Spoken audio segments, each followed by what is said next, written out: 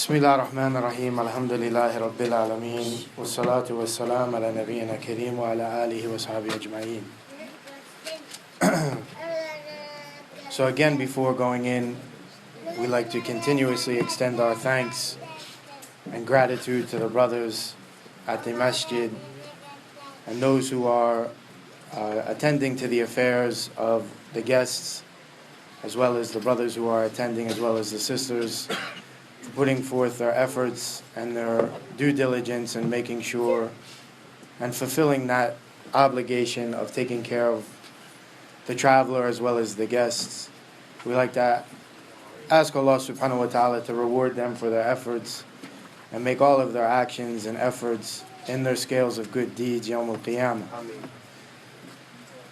And we began our reading from this small risala, or this small little muhadara, which the noble Sheikh Abdul Qadir has given in a lecture that he presented to a particular dawra ilmiya, of dealing with some points of interest in dealing with enabling an individual who wants to hold fast or be upon the correct methodology of Ahl Sunnah by following the way of the Salaf Salih, ways to strengthen his grip upon that way, means which will enable him or her to hold fast to that methodology of the Salaf Salih. And we highlighted the importance of this particular topic because many of us has made clear and have understood and even have memorized and believe with yaqeen that it is obligatory to follow the madhab of Ahl Sunnati wal Jama'ah in belief, in that of worship, in that of character and conduct, in that of morals and mu'amalah and the likes of that. But many of us, we do not have means of which would enable us to strengthen our grip upon that methodology, and also become heedless of many things which will pull us away from that methodology, from that of tafarruq wa ikhtilaf and the likes of that. For here the Shaykh Hafidhullah, he brought forth in the beginning, which we went over, that the affair of this particular topic revolves around three. And following in sequence with our brother, who can mention the first one? That's good. Go ahead. Unity upon the religion and abandoning splitting. And abandoning splitting. Al-ijtima' wa-nahy an tafarruq. That of the command of being together upon unity and the prohibition of dividing and separating. The second point. Who are the people of unity and division? Who are they? Now, what are the people of that? What are the people that we come to say, okay, we believe that we must have unity, we believe we must be together, but now who are they? What are their significant characteristics? What are the things that they do? What are the things that they call to? What is the aspect? And what was the hadith used to establish the scale in determining who they are? The Shaykh Hafidhullah, he brought in that, and our brother Abdul Hakim brought from one of the proofs of that. So it's kind of a super revision. Huh? I mean, okay, go ahead. It's maybe a trick question. If you want to go off the brother's reminder, or exactly what the Shaykh Hafidhullah mentioned. Go ahead. Was it about the hadith about the 70 precepts? Yep. It's yes and no. What hadith was it though? Do you memorize it? Not verbatim, but I know it's the hadith but it talks about how the people before us, like the hadith of how the Christians fell into. Do you know who narrated the hadith? No. Go ahead. It's always important. Here's just a side benefit. When dealing with a hadith, always try to know who narrated it and where it's found. The Musnad, Muslim, Bukhari, both of them, Tirmidhi, or the likes of that. That if many of the scholars who go over those particular from them is that of specifically which comes to mind, Sheikh Muqbil rahimahullah, that he would mention a hadith, the metin, and then he would throw the question to his students, who's the companion, what is the location, and what is the grade of the hadith. So we're going to eliminate one and just keep the two. Who is the companion And where can it be found? So the hadith of سَيَفْتَرَقُ أُمَّتِي عَلَى ثَلَاثَ وَسَبْعِينَ فِرْقَةً, or what the Shaykh brings, Millah, who narrated the hadith, and where is it located, or one of the places where it's located? Uh-huh. And many others. It's not just Tirmidhi. The Sanad is very long and extensive in dealing with that particular hadith.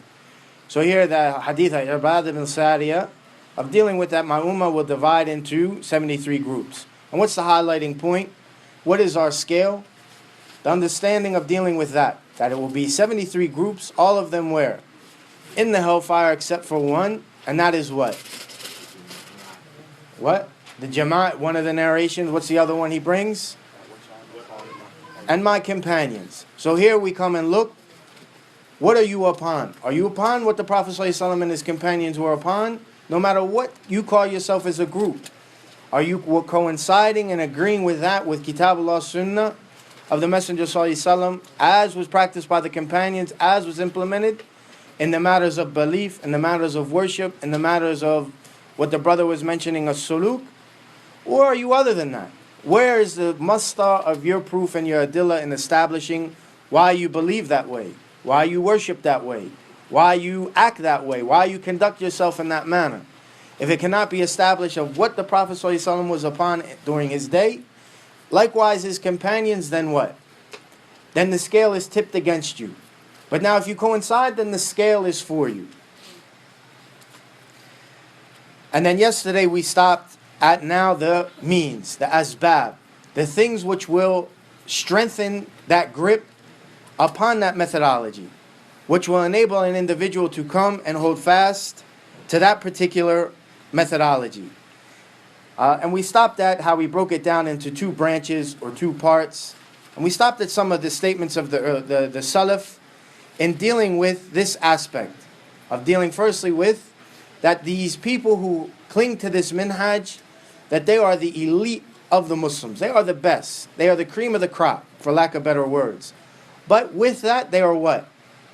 The least. They are the minority. You will not find them a lot. So this is something which enables an individual to be on extra alert in dealing with these aspects which will strengthen this unity, which will strengthen this togetherness, which will strengthen this ijtima', and also to be aware to push away anything which will bring forth division.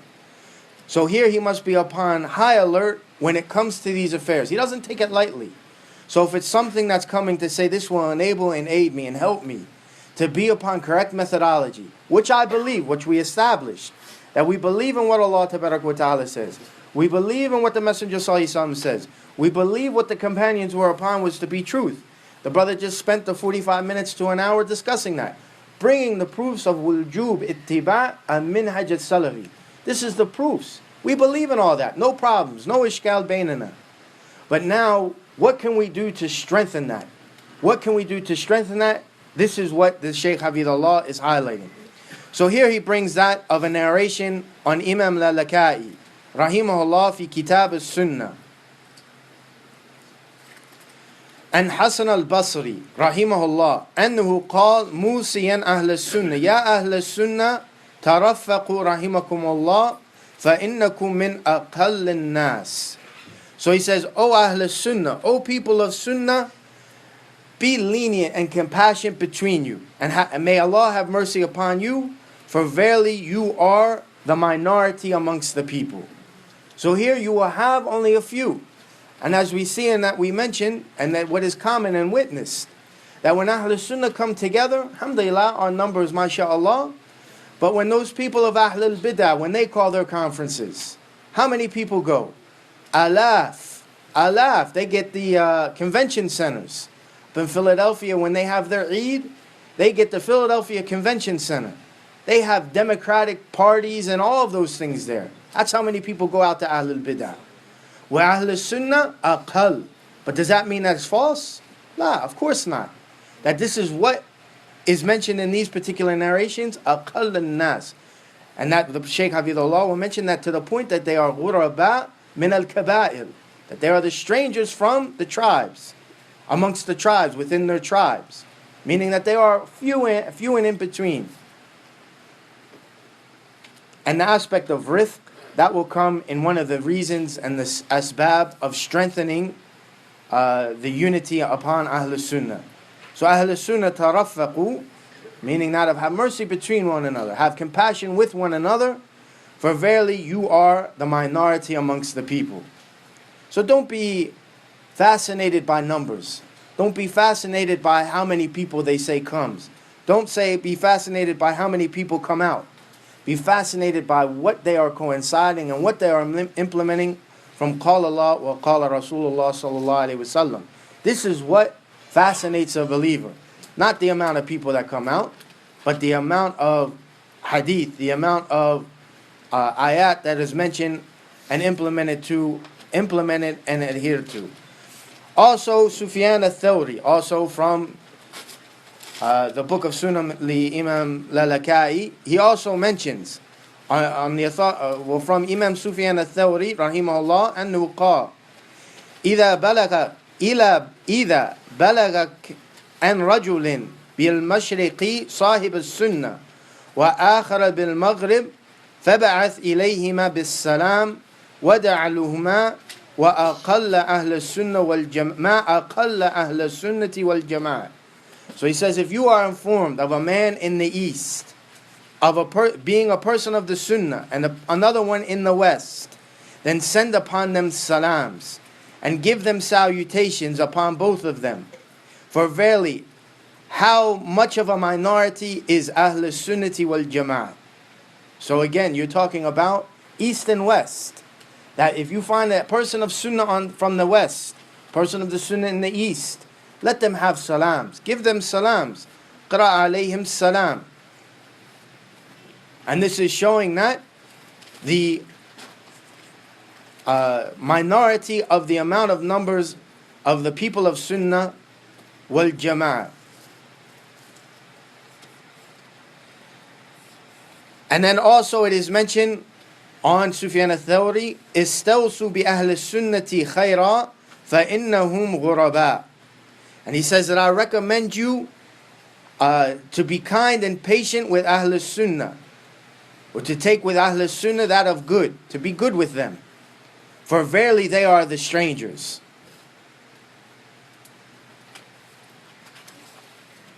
So you see these A'imma of Sunnah. Everybody knows Sufyan al-Thawri. Everybody knows Hasan al-Basri. Look at their statements with Ahl Sunnah, and look at the people of Ahl al-Bid'ah with Ahl Sunnah in this day and time. Do you find them being kind with Ahl Sunnah? Do you find their tongues being lenient and showing compassion and leniency with Ahl Sunnah? Or you find them being harsh, find them being venomous against Ahl Sunnati wal Jama'ah? Of course you find the latter. That anybody who comes and goes against these A'imma, what is your proof to oppose that? What is your proof to talk about a Salafi? Whether he be in the east or whether he be in the west. What gives you that authority over these great A'imma? And this is only two. You'll find many other statements coinciding from many other different A'imma from Ahl Sunnah, which coincide with these particular statements. Have mercy with Ahl Sunnah. Have patience with Ahl Sunnah. I recommend you with good and kindness with Ahl Sunnah. But in this day and time, what do we find the people? Even those who say that they're Ahl Sunnah, even those who say that they're Salafi, you find the most harshest of tongue against the Salafi is those individuals. So beware. If you find an individual opposing that which these Imams are saying, what's your proof, Akhi? Who preceded you? As the brother mentioned earlier, who preceded you in that statement? You find in the Imam of Ahl Sunnah, these Imams who laid down these principles and foundations for the Sunni Salafi, recommending and advising and saying these statements, and you're doing contrary to them. That's fitna. And that which emphasizes this, min hada wa aqwa ikhbar nabiyina sallallahu alayhi wasallam. So what is more emphasized, what is more takes precedence than those statements from those great Imams, is that of what our Prophet sallallahu alayhi wasallam has said. In this hadith, which is authenticated fi Sahih, Bada al-Islamu ghariban, wa sayaudu kama bada ghariban, fatubu lil ghuraba. So here he mentions that Islam began as something strange, and it will return to as it began, strange. فَتُوبُوا tuba lil ghuraba. So tuba lil ghuraba. So this Jannah, this aspect or this tree in Jannah is for the strangers. And that in another transmission of this hadith, which is also authenticated, ثابتا تأكيدا قلتهم فقيلا لنبي صلى الله عليه وسلم ومن الغرباء قال نزع من القبائل. So he says, who are? They asked, who are the strangers? And he says, the strangers from their tribes. So this might be strange to some of us, because some of us don't know the magnitude of tribal or this aspect of a qabila. That during the time in the peninsula in Saudi, tribes ran the peninsula. That you were determined of who you were, your status in the dunya, by what tribe you were from. So if you were from a noble tribe, that you were a noble individual. If you were from a lesser tribe, you were from a lesser status. And this takes place up until this day. Up until this day, those who have experience with that tribes are still prevalent to this day. So if you are from this particular tribe, you have a sense of status amongst people, amongst the other tribes. And if you are not from that particular tribe, that you do not have that status. So some countries are more harsh with it, or a little bit more, what's the word? They go a little bit to the extreme with it. But at the end of the day, anuza' min al-kaba'il, meaning that they are the few, the strangers amongst that kaba'il. So take a look at this day and time, those who understand kaba'il. That if you go into a tribe, and the common one I like to use is Khan. Khan, the Pakistani tribe, is widespread. There must be millions of them. Those who come and say that they are from that tribe, Al-Khan, maybe millions. But how many from that tribe are from Ahl Sunnah? You can maybe count it, few and in between, that they are the strangers amongst that tribe. And if you have a tribe or you come from a tribe, ask yourself, I come from such and such tribe. How many people in that tribe connect themselves to Ahl Sunnati wal Jama'ah? It might be you and your brother. It might be you and your father. It might be you and your best friend. Out of thousands of people which connect themselves to that tribe. So here is something of a prophecy from the Prophet ﷺ. Who are they? Who are these ghuraba? They are the strangers amongst that tribe. Meaning that you are doing that which is holding self to the jama'ah, ma kana alayhi, ma ana alayhi wa ashabi, and everybody else is doing what that tribe does. What is customary in that tribe. What is practical within that tribe. But you, being the stranger within that tribe. So here it's that, the Prophet ﷺ gives you glad tidings. Tuba lil ghuraba. That Jannah is for the ghuraba. وقال إمام أهل الشام أوزاعي رحمه الله في قوله صلى الله عليه وسلم بدأ إسلام غريبا وسيعود غريبا كما بدأ أما إنه ما يذهب إسلام لكن يذهب أهل السنة. So here he says, pay attention. That here he's not saying that Islam is going. Islam is gone, but he's saying what is going is that of the people of the Sunnah, Ahl Sunnah. ولكن يذهب أهل السنة حتى ما يبقى في بلد منهم إلى رجل واحد. Until only one person, one man remains in his belad from them. So you take a look at that. Imagine going back to that you are from that particular tribe. That Islam will remain. I'm Muslim. I pray 5 times a day. I fast. I believe in Allah. I believe in this. But now when it comes to the aqeedah of Ahl Sunnah, when it comes to the minhaj of Ahl Sunnah, that you might only find only one person within that tribe following that methodology.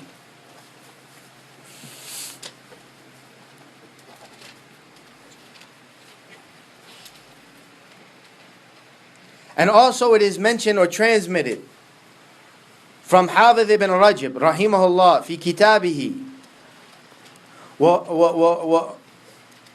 وقال قبل ذلك في وصف هؤلاء غرباء. So now he's making a transmission with Kasr Qurba fi wasf ahl al-ghurba. So here he's mentioning in this some statements from Hafidh ibn Hafidh ibn Rajab, from that book of dealing with some of the descriptions of the ghuraba. So he mentions an-nuza'u min al-qaba'il, that they are the strangers from that particular tribe or from the tribes. That is because they are qallu, they are the minority. فَلَا يُوجد فِي كُلِّ قَبِيلَةٍ مِنْهُمْ إِلَى وَاحِدْ وَالْإِثْنَانِ إِثْنَانِ. So you might find only within that qabila one or two people who connect themselves to that methodology. One or two people. Now imagine that, millions going back to that tribe, the Khan. Millions. And only two people might be connecting themselves to that methodology. وَقَدْ لَا يُوجد فِي بَعْضِ الْقَبَائِلِ مِنْهُمْ أَحَدٍ. And you might not find anybody in that kabila. You might not find anybody that connects themselves to that methodology. كَمَا كَانَ دَاخِلُونَ إِلَى الْإِسْلَامِ فِي أَوَّلِ أَمْرٍ كَذَلِكَ. Just as you find in the beginning those who entered into Islam in the beginning of the affair, in the first part of the affair. وَبِهَذَا فَشَّرَ الْأَئِمَّةُ هَذَا الْحَدِيثِ. And this is how the A'imma interpretate this hadith.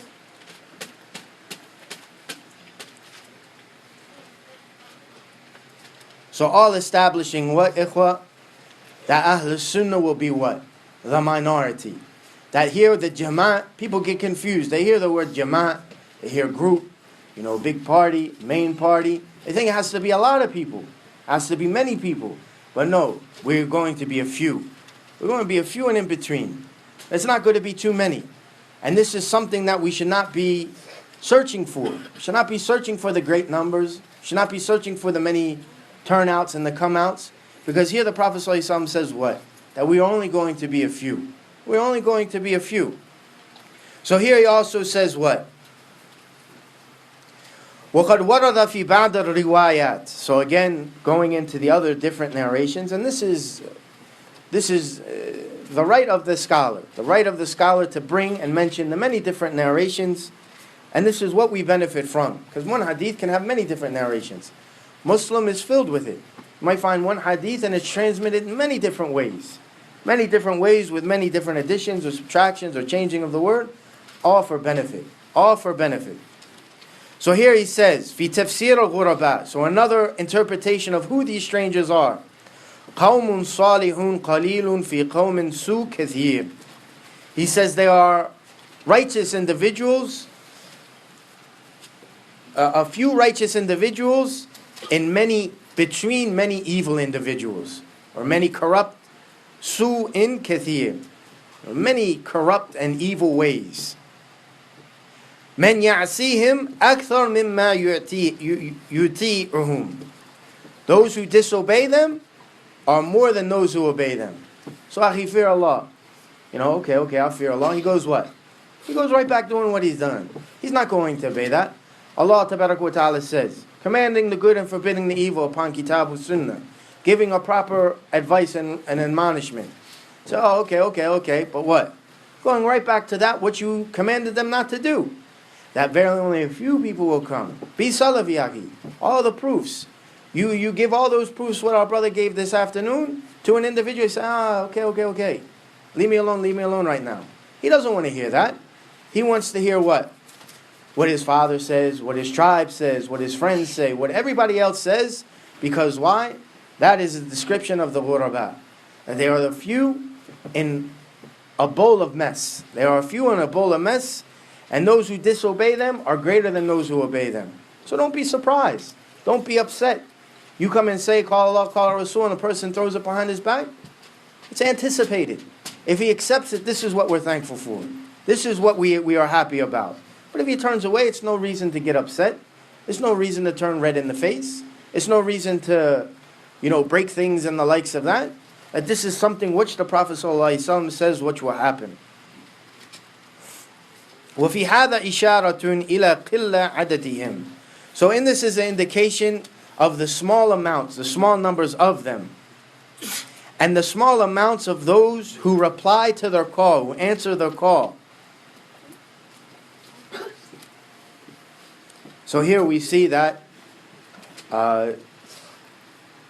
the number will be small, and those entering in and accepting this methodology will also be small.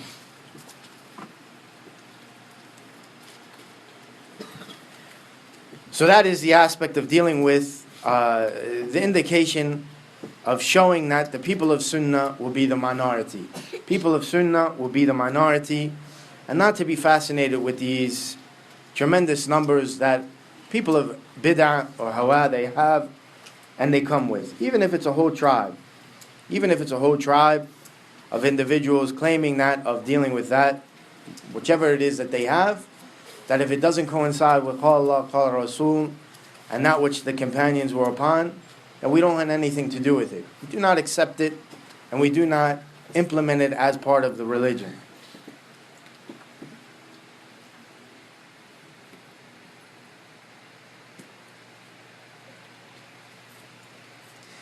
So then he mentions the second part, and referring back and going to those al-asbab mu'ina,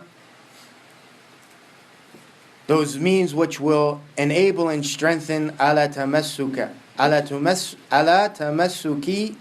wihda sa'irin ala minhaj as-salaf as-salih wa aqidatihim. So now the means of dealing with that, or those things which will enable a person to strengthen his grip upon this methodology of the Salaf as-Salih and their Aqidah. And here the Shaykh Hafidhullah, he goes in to mentioning that this is a little bit difficult for him to put forth these particular means or these ways in which will enable it without falling into a deficiency or forgetting or not mentioning this and mentioning that, because of the vastness of asbab which Allah subhanahu wa ta'ala has legislated for us, and likewise the Prophet ﷺ has legislated for us to strengthen our unity. There's many. There's probably you read one ayat, the ayat after that is mentioning that of unity. And likewise a hadith, as the Shaykh Hafidhullah mentioned yesterday, that of dealing with the aspects of that they're entwined. That if one ayat mentions that, the other ayat is entwined to it to show what? Unity. Likewise a hadith, or even that it implies iqam as-salat, from that establish the prayer, from that is what? Coming to the masjid for jama'at, which will establish what? Unity, straightening in the ranks, heel to heel, shoulder to shoulder. All of that is what? Implying unity.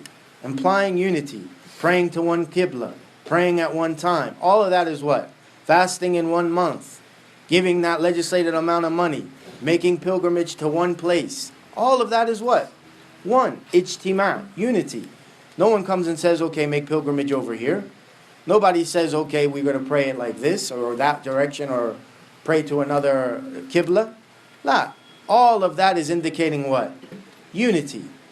So all of the proofs and evidences, they combine, they intertwine to establish what? Unity. So now what are our means of strengthening that grip upon that unity? And here, I just want to give a heads up to the brothers that we're going to summarize some of these because we would like to try and mention a majority of them, but giving how the breakdown of time and the likes of that, we want to focus on the most important ones that can be practiced immediately, and then maybe the ones that might be worked on, or if you come across a particular situation where you can implement that. So I would like to try and break them down, not saying that it's in a scholarly tartib, but dealing with maybe trying to group some points together which coincide with one another, and mention that from the points of which the Shaykh Hafidhullah mentions, in order to achieve maximum benefit of focus so that we can achieve something of benefit from this particular muhadara of the Shaykh. So here, after that, of dealing with the introduction, of coming with that of the importance of these asbab, the Shaykh Hafidhullah, he mentions the first one. And this is tremendously important. This one is tremendously important for every individual. Nobody is free from this particular point. So he says from min hadhihi asbab. So from these means which will strengthen the grip, الرجوع عند اختلاف وتنازع وحصول الفتن إلى كبائر أئمة أهل السنة وحديث موجودين. So returning when differencing and argumentation and trials and tribulations take place to the major ai or scholars, the major scholars of Ahl Sunnah wa Hadith that are present, that are living. وَالْمَعْرُوفِينَ بِالرُّسُوخِ فِي الْعِلْمِ, and that they are well known and established with being fixated with knowledge. وَالنَّظْرَ ثَاقِبَةٌ, and precise insight. Precise insight. Precision. They have precision in looking into the affair. وَالْبَصِيرَ بِأَهْلِ الْهَوَىٰ وَتَلَوَّنَهُمْ وَتَقَلُّبَاتِهِمْ وَأَهْوَالَ الدُّعَاءِ وَالدَّعْوَاتِ وَالصُّدُورِ عَنْ رَأْيِهِمْ وَكَلَامِهِمْ. And that they also have insight and knowledge of the people of innovation and their different changings and colors, and the condition of their callers and their groups, and the origins of their opinions and their speech.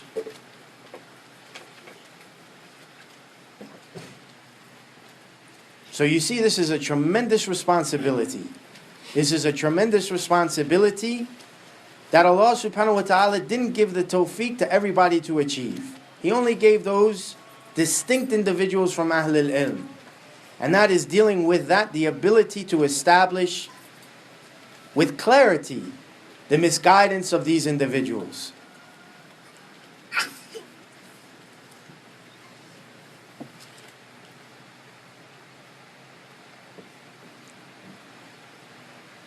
So returning the affairs back to these individuals, these ulama, these scholars of Ahl Sunnah. So the return to the likes of these people, أمثال هؤلاء أقطعوا للنزاع, that this cuts off all disputations, all argumentations. Yeah, Sheikh, so-and-so is here saying that we need to do this. Give us some insight. It's done. They have all the insight. They give you Qala Allah, Qala Rasul, Qala A'imma, and it's over. No problem. And it stops what? All disputations. Who's going to go against any of that? وَأَقْبَلْ عِنْدَ النَّاسِ, and it is more received from the people. It's more received from the people. وَأَوْسَعُوا وَأَسْرَعُوا انْتِشَارًا بَيْنَهُمْ, and it will be more vastly and quickly spread between them. And this is transparent. This is something which is witnessed, experience. You have a statement of Sheikh so-and-so about Sheikh so-and-so. In 10 minutes, it's widespread throughout the world. It's widespread throughout the world because of the acceptance and the caliber of that alim that he has, of acceptance of his knowledge.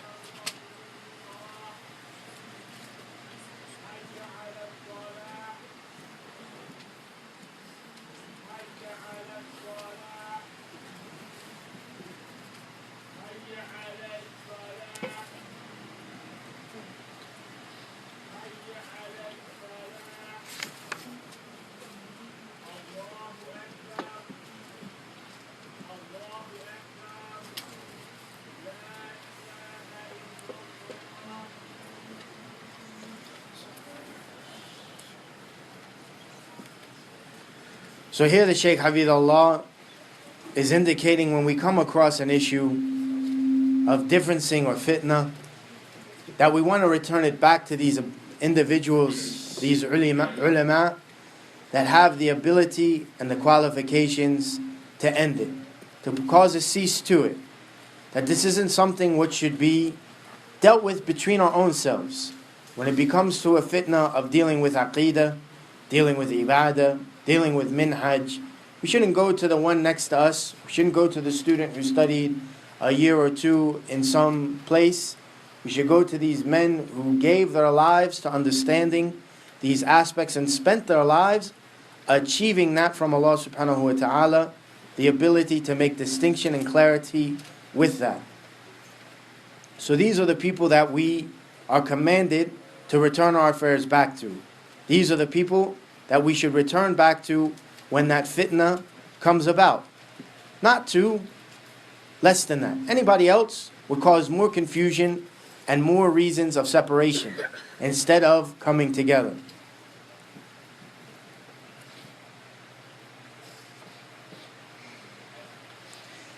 And the proof to that is what is established in Surah An-Nisa.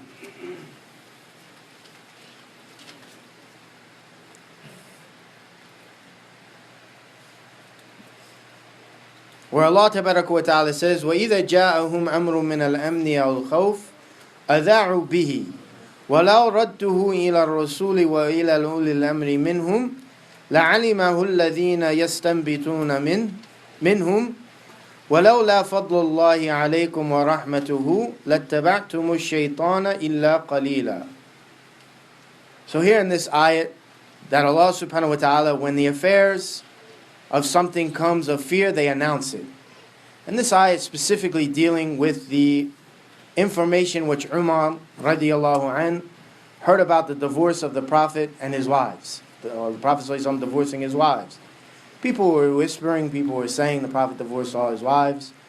And Umar didn't know. He didn't hear anything, wasn't aware of it. But what did Umar do? He went directly to the Prophet ﷺ. He went directly to the Prophet ﷺ and said, "Did you divorce your wives?" The Prophet said, "No." So then he announced it to all the people of dealing with the aspect of the Prophet ﷺ didn't divorce his wives. So here we see in an aspect of divorce, something of divorce, that this ayat was revealed. Something which is legislated, something which is an aspect of fiqh, has nothing to do with aqeedah or anything of that nature. It's an aspect of fiqh. Allah Tabaraka wa Ta'ala revealed this ayat because of all the fitna that was going on, the whispers. So now imagine an aspect of misguidance in aqeedah. Imagine an aspect of misguidance in worship. Imagine an aspect of misguidance in minhaj. That, where do we refer it back to? Umar. What did he do? He returned it back to the Prophet ﷺ. He didn't return it to the man next to him and say, "Hey, what do you think? You think that he divorced him?" And then he didn't go to the next man and pollute the next man. The Prophet ﷺ divorced his wives. He didn't carry that rumor. He went right to where? He went to Ahl al-Ilm. He went to the Prophet ﷺ and said, "Did you do?" "No, it's over. It's done. The argument's done. It's over with." Whereas us, what do? "Hey, did you hear? Look what I saw on Twitter. Look what I saw on Facebook. Look what so-and-so said on this website. Look what so-and-so." No verification. No returning back to any scholar. Returning back to Twitter. Wallahi, the Imma would be ashamed. Where'd you get that information from? Well, I got it from Twitter. It would not be uttered in the time of the Salaf if they had that technology. It wouldn't be uttered. They said, name your what? Men. They didn't say name your website. They didn't say name your account. They said name your men. They didn't say name anything else outside of that. But we see that when that stuff is spread, it's spread like wildfire. And it's not returned anything back to what? Any scholar whatsoever. So this is that proof of dealing with that. Because here he says, وَلَوْ رَدُّهُ إِلَى الرَّسُولِ وَإِلَى أُولِي الْأَمْرِ مِنْهُمْ. That if you only returned it back to the messenger and those who had knowledge. Those people who had knowledge. وَأُولُو الْأَمْرِ مِنْهُمْ, meaning the people of knowledge. Meaning those people of knowledge. So here we see that the command of returning those affairs in the time of fitna. In the time of fitna, you come into this masjid, all you see is whispering.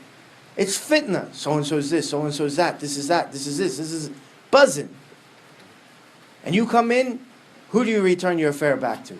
The scholar, ya Shaykh, Hafidakallah, this is what's going on. Give us clarity on this issue. What do we do? What should we do?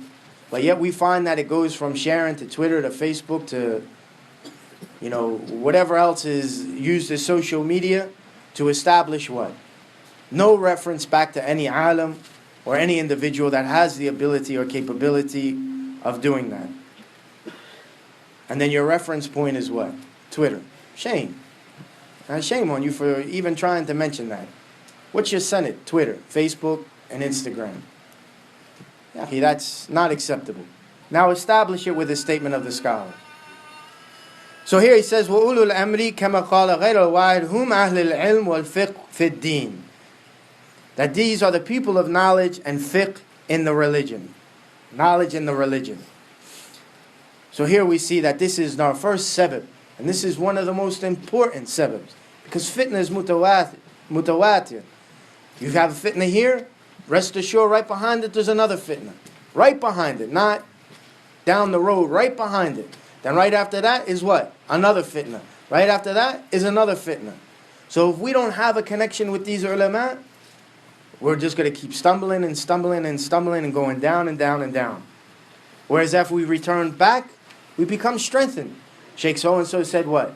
Fear Allah and seek knowledge. That's what we're going to do. We're going to seek knowledge. Don't worry about that fitna. We have problems with alif ba ta. We want to get into the debates of that. We're focused on seeking knowledge.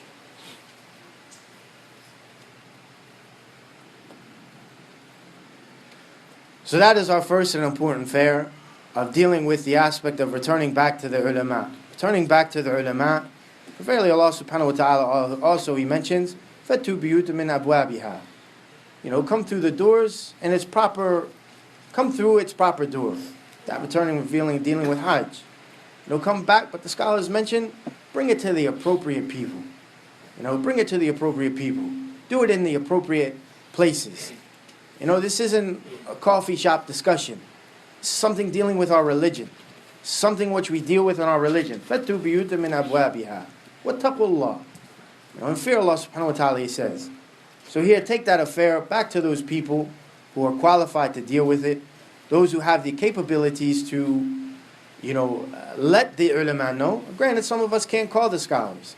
Some of us don't have that connection with the ulama. But we do have individuals who are. We do have individuals that are and are constant and put other brothers to shame.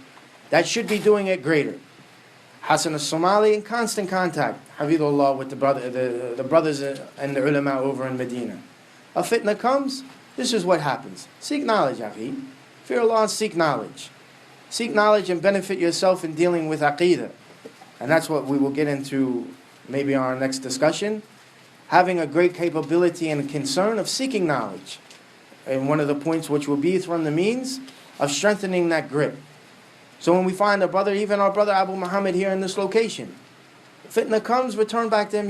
I think we need to call the ulama. We have a fitna. This is it. Make it clear, what should we do? Returning back to the scholars. Returning back to those brothers who can connect us with the scholars. This is what we should do, and this is what will enable us to what? Strengthen our grip of unity. But if we put it on the backs of us, I wouldn't put anything on my back personally. You understand? So with all of us, we shouldn't do it. We shouldn't do it. We should turn it back to what? Those scholars that have the ability to do it. And this is from the greatest of means. This is from the greatest of means which will establish. And be aware and be cautious. We're not saying with every single point, we're talking about fitna. We're talking about ikhtilaf. We're talking about the affairs of aqeedah. We're talking about the affairs of minhaj. You see a brother making wudu 2 times where you were taught 3. I need to call Sheikh so-and-so. This is a simple affair. This is a simple affair that doesn't cause a division. I saw a brother moving his finger in tashahhud. I seen a brother putting his hands on top of his chest. These affairs, they can be worked out easily. We don't have to bother the ulama with these affairs. These are what is easily studied and learned. But when it comes to fitna, akhi, these aspects which cause division within a community, because he wants to be this and he wants to be that. these individuals have to be involved, and they have to be contacted, and they have to be informed, so that they can remove all argumentation, they can remove all dispute, they can remove all of these aspects of differencing that cause division and separation within that community. Whereas if you see an individual, doing something from the aspects of fiqh, there are many, like they got volumes, 15, 30 majallat of differencing amongst the ai in aspects of tahara, in aspects of salah, in aspects of zakat, in aspects of fasting, to the point that it's, you get tired. You get tired of going through and through and through and through. But now we're talking about aqeedah, no differencing. No differencing. Talking about minhaj, no differencing. What is it that the methodology of the companions, the Prophet ﷺ, and what Allah Ta'ala says? And this is where we refer back to the ulama in dealing with that aspect. So inshallah, we will close out here. I'm not sure if Raha will maybe give a discussion after Isha. I'm not sure. If he does, then alhamdulillah. And if not, then I think we continue tomorrow after Fajr, again with the brother Abu Hanisa, of dealing with that. So inshallah, we will continue throughout the rest of this seminar with these means which will enable a community, a household, a brotherhood, a sisterhood, to strengthen their grip upon this methodology of Ahl Sunnati wal Jama'ah and the Minhaj al-Salaf al-Salih. So inshallah, we will close out here, continue soon with our next discussion. Ila huna subhanaka Allahumma wa bihamdihi ashhadu la ilaha illallah astaghfirullah wa atubu ilayh.